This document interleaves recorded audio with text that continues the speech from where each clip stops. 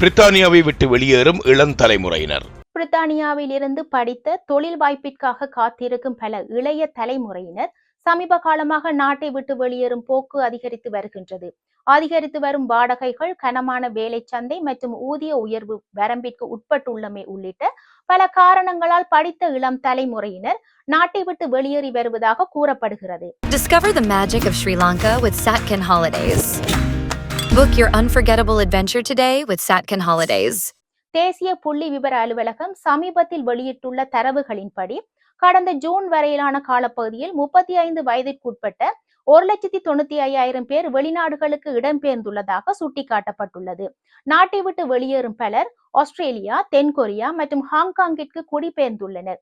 பெரும்பாலான இளைஞர்களின் முதல் தர தெரிவாக ஜப்பான் காணப்படுகிறது.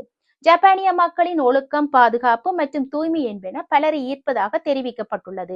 முன்னதாக வயதான பிரித்தானியர் வேலைக்காக டோக்கியோவிற்கு குடிபெயர்ந்ததாக புள்ளி விவரங்கள் தெரிவித்துள்ளன.